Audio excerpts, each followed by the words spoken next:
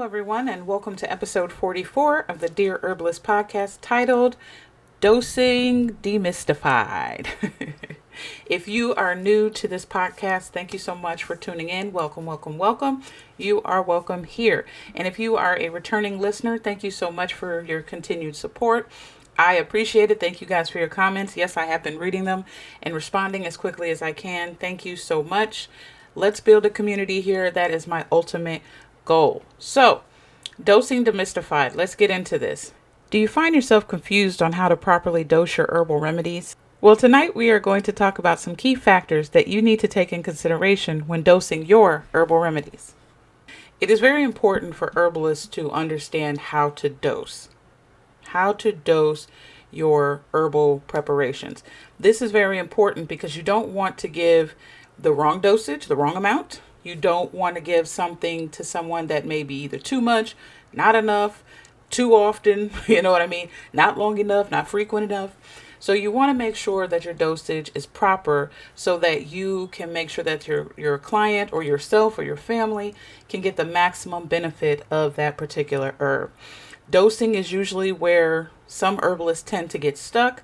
So I'm going to give you some tips today, as well as some concepts to think about when you're trying to figure out how to properly dose, what is dosing, some concepts and things that you need to understand and know to help you better provide proper dosage. All right, so let's get into it. Now, when herbalists consider how the body absorbs and distributes herbal medicines, there are several factors that are very important for you to be able to determine appropriate and proper dosing.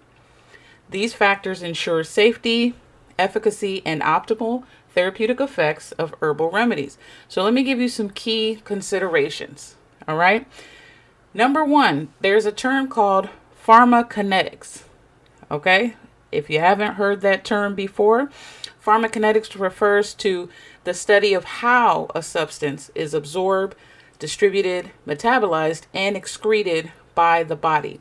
By understanding pharmacokinetics, it's very important for herbalists because it informs us about the behavior of the herbal compounds once they are ingested.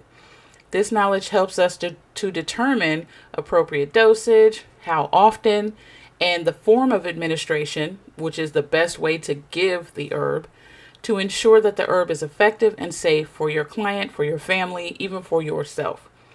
Okay?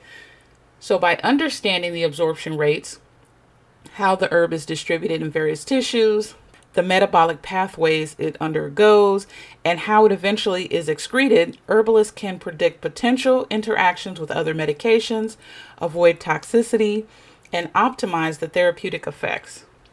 This is very important because it'll allow you as an herbalist to be able to personalize your remedies, okay, based on whoever it is you're giving it to and what the conditions that they're dealing with. It ensures that each client that you have receives the maximum benefit from the herb that you are trying to administer, as well as minimizing any type of adverse effects, because nobody wants to deal with any of that. So, in the term of pharmacokinetics, we talked about four things: absorption, distribution, metabolism, and excretion. So let's get into those just a little bit. Absorption talks about how the herb is absorbed through your gastrointestinal tract, your skin, or your mucous membranes. So let me give you an example of absorption. Let's take turmeric, for example. Turmeric has an active compound called curcumin, right? And so turmeric has poor oral bioavailability due to low absorption in your gastrointestinal tract. So in order to enhance the absorption of turmeric, pepper, okay, black pepper to be exact, is often combined with it because black pepper has a active compound called piperine, which inhibits certain enzymes that would otherwise metabolize the curcumin in the turmeric before it can be absorbed. Distribution refers to how the herb or its active compounds are distributed throughout the body. Now, this includes through your tissues, as well as organ specificity. Now, what that means is that there are certain herbs that have an affinity or they take a liking to certain organs in the body. Let me give you an example of distribution. So let's take milk thistle, for example. Okay. The active compound in milk thistle, called silymarin, all right, is known for its ability to concentrate in your liver. And this is beneficial to your liver. And this is the reason why milk thistle is good for the liver, because it goes straight to the liver. It's distributed that way. The next thing is metabolism, how the herb is metabolized by the liver and the other organs. And we'll go a little deeper here in a second. Let me give you an example of metabolism. With metabolism, let's take valerian, for example. The metabolism of valerian's active compounds, such as valerianic acid, involves your liver enzymes. So variations in liver enzyme activity among certain people can influence, how deep you're able to be sedated. Put it that way. Another point is excretion. So how the herb or its metabolites are excreted, meaning released from the body. And usually this happens through your urine or your feces. Let me give you an example of excretion. Let's take dandelion, for example. It's known for its diuretic properties. Dandelion can increase urine production as well as aid in the excretion of excess fluids from the body and metabolic waste products. Okay? So with dosing, pharmacokinetics of the herb is very important. Absorption, distribution, metabolism, and excretion. Number 2, client-specific factors. So you want to take in consideration the age. Is it a child? Is it an adult? Is it an elderly person or a senior citizen? They may require different dosages due to the variation in their metabolism as well as their organ functions. Next thing you want to consider is weight. Dosage often needs to be adjusted based on the body weight to ensure appropriate therapeutic levels.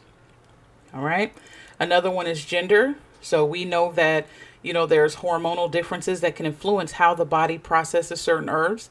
There are differences between men and women. I'll leave that there. Health status. Pre-existing conditions. So if somebody has a kidney disorder, a liver disorder, immunocompromised, these type of things can affect the metabolism as well as how the herbs are removed from the body.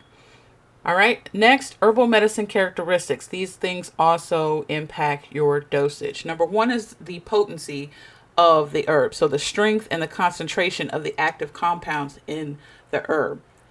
We as herbalists should always focus on those active compounds. This is very important, especially with formulation, because those active compounds are the main thing we look at when we're talking about pairing herbs together or not. Formulation is another thing under herbal medicine characteristics. So whether the herb is administered as a tincture, tea, a capsule, extract, poultice, these things can affect absorption as well as bioavailability, meaning your body's ability to recognize it, understand what to do with it, and use it properly. And then also under herbal medicine characteristics is synergy. So the presence of other compounds or herbs can enhance, so we say enhancement, or antagonize, which means to inhibit the herb's effects. Synergy is the ability for the herbs to properly work together, and in your formulation, that is what you want. If you're using, if you're using multi-herb formulas, you definitely want to look at that. Another thing in dosage, along with that line, is interaction. So you want to look at drug and herb interactions, how the herb interacts with conventional medicines, because let's face it, people are taking pharmaceutical medications. That's a fact. Sometimes they will let you know, sometimes they won't let you know. They don't even let their doctors know if they've gone to another doctor and grabbed pills. For that reason, you want to make sure you ask as many questions as possible to see if they are taking any pharmaceutical medications, to make sure that your herbal remedies are not going to cause an adverse reaction once the chemicals in your herbal remedy interact with the chemicals in the pharmaceutical drugs. Because whether we like it or not, and the herbalists, we tend to believe in natural medicine, the reality of it is that you may have clients that want to go and grab that prescription medication. Is it a good thing? No. Certain things, right? But it's a reality. And because it's a reality, we want to make sure that we are not harming our clients and just, recommending things. And over here, they're getting a prescription for something else, right? And then they interact negatively and thus harm the client, because you will get blamed for that. It will not be Dr. So-and-so with all these other letters behind his name. It's going to be you, the herbalist. It's you. It's your fault. Trust me. You're going to be the fall guy. So just pay attention to that. The other thing is herb to herb interactions. Okay. Sometimes herbs that are combined together, their chemical properties may be antagonistic to each other, meaning we don't want to work together. I don't like that person. I don't like that herb. No new friends. So in dosing, you want to consider those herb to herb interactions. An example of the herb to herb interactions, let's look at the synergistic interaction between Echinacea and Goldenseal. So when these two are combined together, Echinacea and Goldenseal are believed to provide a synergistic effect believed in combating infections. So Echinacea stimulates the immune system while enhancing the body's natural defense mechanisms, while Goldenseal, its active compound of berberine, acts directly against whatever pathogen may be in your body. Now, we talked about dosage timing. So the frequency and timing of your dosage is very important. Should this herb be taken with meals? Should it be taken on an empty stomach? All of this is for the goal to maximize the absorption and effectiveness, because remember, we talked about those principles in the beginning with pharmacokinetics. These are important: absorption, distribution, metabolism, and excretion. If you have an herbalist lab notebook, this is the information that you want to have in there with each herb. This will help you identify how you can properly dose this herb based on these factors. So if you know that this herb is best absorbed, let's say with a fatty acid or some kind of fat, okay, or it's best absorbed with a meal, then you'll say, hey, take this herb with your meal. Or if you know some are best on an empty stomach because what we eat can kind of break it down, then you'll say take it on an empty stomach. But those four things, absorption, distribution, metabolism, and excretion, those are key things that you as herbalists need to know when it comes to dosing. Please don't forget that. The other thing is duration, how long the herb is taken. Okay, consider both the therapeutic goals as well as potential for toxicity or side effects with long-term use. Typically, a rule of thumb with duration is that if it's an acute issue, you have a higher dosage for a shorter period of time. If it's a more chronic long-term issue, you want a smaller dosage for a longer period of time. Keep that in mind. All right, the next one, bioavailability. So the body's ability to be able to take in the chemical properties of the herb and be able to move it around throughout the body. The next factor under bioavailability is solubility. The solubility of the herb's active compounds in water or fat, okay, figure out which one it works in, right, affects absorption. So that's why you need to know the solubility of the herbs. The other thing is stability, okay? So the chemical stability of the herb can be influenced by factors like light, heat, pH, right? So if you have an herb and let's say it's not really stable in heat, once it gets exposed to the sun, it breaks down. You got to think about that. Heat, that's another thing, can break down stuff easy, as well as pH. Our stomach is very, very acidic. So you got to keep that in mind, because some herbs that you may ingest, break down really quickly before the active compounds can get to be distributed throughout the body. So these things are also something that you need to get and to keep in mind. Now, just as a side note, I'm working on an ebook that I am going to make available. So stay tuned for that. That outlines all of these principles, but goes in detail, as well as provides you specific steps so that you understand how to dose properly, what you need to take into consideration, and it just gives you some steps in order to help you be able to dose properly your herbal preparations. It'll also have weights and measurements in there, and it'll also have some tips for each age group. So stay tuned for that. I will be making that available here soon, but I just wanted to talk to you guys about it so that you can start doing some studying now. I treat this as my classroom. I'm an herbal educator. I believe in educating people. I think it's very important that you have this knowledge. So every time you have a podcast, have a notebook. Every time you watch me on YouTube or see something I'm doing, have a notebook, because my goal is to educate. Okay. And also be educated. You may have some knowledge that I need to have. Like I said, I'm trying to build a community where we share knowledge, have a safe space to share it, and learn from each other as well. All right. So dosage manual coming soon.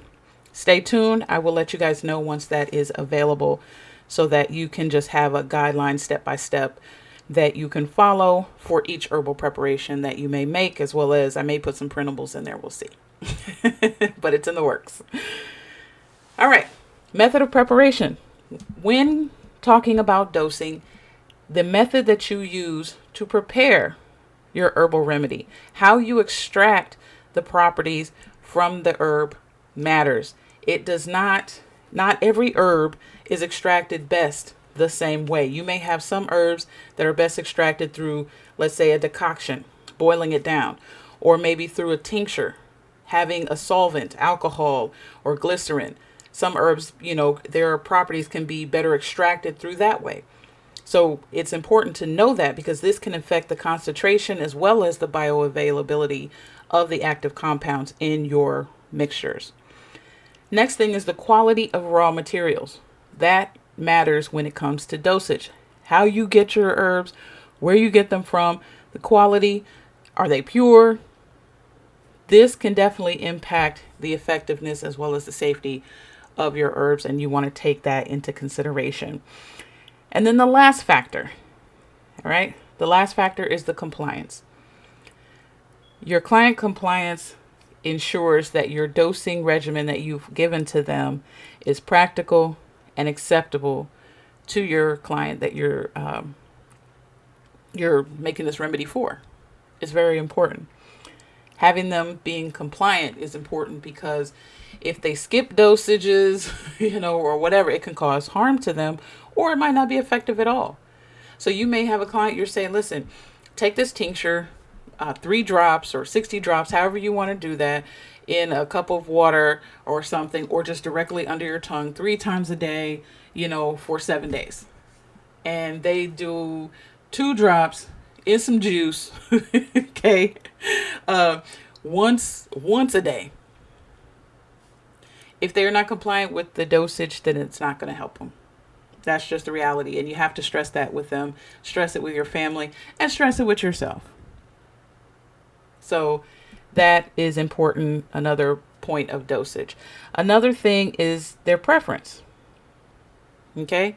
So some clients may prefer, they don't want alcohol, right? So they may prefer a tincture with glycerin. Tends to be a little sweeter, palatable. So you want to look at it that way. And typically glycerin tinctures are good for children as well, because, let's face it, kids don't want nothing that tastes nasty. They will be spitting it out quickly. Like, eh. Okay. So dosing is very important. It does not have to be difficult at all. You want to make sure that you understand absorption, how the herb is absorbed through the gastrointestinal tract. You want to understand distribution, how the herb and its active compounds are distributed throughout the body. You want to learn about metabolism, how the herb is metabolized through the liver or other organs, and excretion. How is the herb or its metabolites excreted? These things are very important. It is the foundation, okay, of proper dosing. And if you want more information on this, you can always do research. You can also look at some of these pharmacy books and stuff like that. That'll help you dive in a little deeper. And like I said before, I am working on an ebook for dosing, a practical guide to kind of help you know how to dose properly. If you need to alter your remedies or whatever, for whatever reason, knowing when to alter, how to alter, factors that determine if you need to switch dosage and these type of things, making it practical, Always demystified. Like I said, my goal is to try to make things simple and easy to understand and have steps and processes to help that goal become an actuality. So, dosing is very important. Please keep that in mind. Hopefully you've taken notes on what you've learned thus far today. Stay tuned for more informative podcasts. And if you have any questions, comments, or concerns, please reach out to me on all my social media sites. You can also shoot me an email, thedemystifiedherbalist@gmail.com. Thank you guys so much for your support. And as always, family, until next time, I'm out.